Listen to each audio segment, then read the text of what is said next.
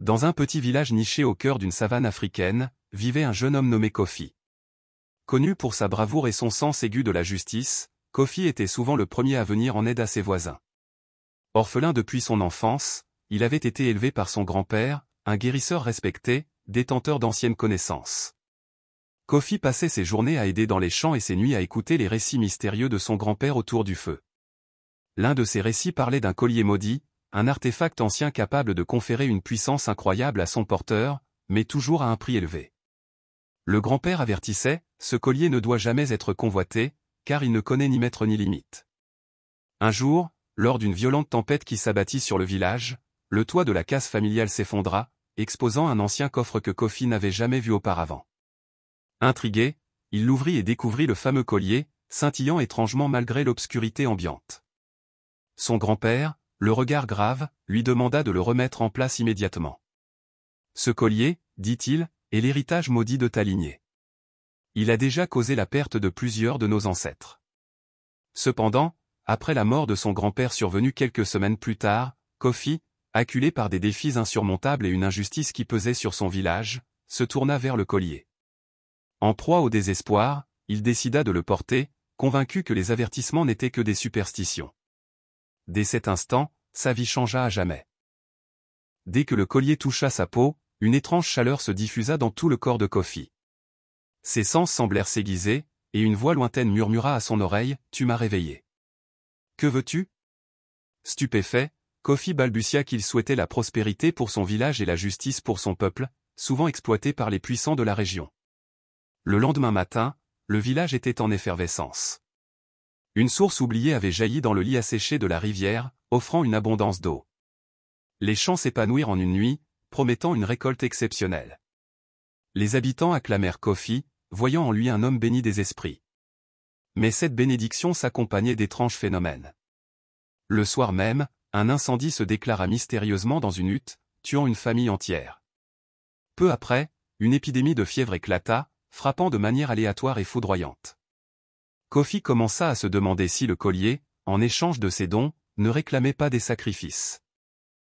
Tourmenté par ces événements, Kofi se confia à Adjoa, une guérisseuse et amie d'enfance qui connaissait les légendes locales.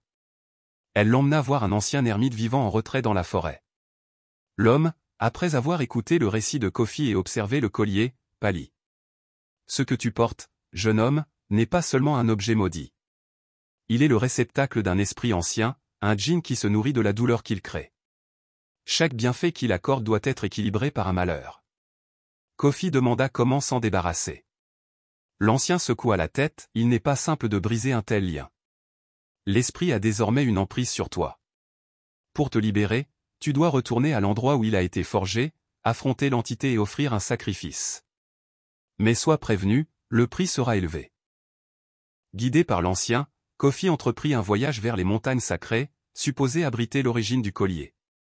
Avant son départ, Adjoa insista pour l'accompagner, affirmant qu'il ne devait pas affronter seul ce qu'il allait trouver. Le chemin fut semé d'embûches. Ils traversèrent des forêts denses où des créatures inconnues rôdaient, et des plaines arides sous un soleil impitoyable. Un soir, alors qu'ils campaient près d'une rivière, une silhouette encapuchonnée apparut devant eux. Elle tendit un bâton sculpté d'inscriptions mystiques à Kofi, en disant « Ce bâton te protégera des illusions que tu rencontreras. Mais sache que rien ne peut te protéger du véritable jugement. » La silhouette disparut aussi vite qu'elle était venue. Après plusieurs semaines de marche, ils atteignirent une grotte au sommet des montagnes. L'entrée semblait aspirer la lumière elle-même, et une étrange énergie émanait de ses profondeurs. Kofi, le cœur battant, entra avec Adjoa. Les murs de la grotte étaient couverts de fresques racontant des histoires de trahison, de pouvoir et de désespoir, toutes liées au collier. Au centre d'une immense salle, une figure spectrale les attendait. C'était un djinn d'une taille impressionnante, ses yeux brûlants comme des flammes. « Enfin, tu es venu, porteur, gronda-t-il. Pourquoi perturbes-tu mon repos » Kofi se redressa, malgré la peur qui l'envahissait. « Je veux rompre ce lien et libérer mon peuple de tes malédictions. » Le djinn éclata d'un rire sinistre. « Tout pouvoir a un prix, mortel. Si tu veux être libéré, tu dois sacrifier ce qui te tient le plus à cœur. » Le djinn fit apparaître une vision devant eux, le village prospérait, ses habitants étaient heureux et unis. Mais la scène changea rapidement. Kofi vit Adjoa, seul, en larmes, dans une maison vide. La voix du djinn retentit, ta force vient de tes liens. Ce que tu dois sacrifier, c'est ton amour et ta place dans ce monde. Adjoa, comprenant l'ampleur du prix à payer, tenta de dissuader Kofi.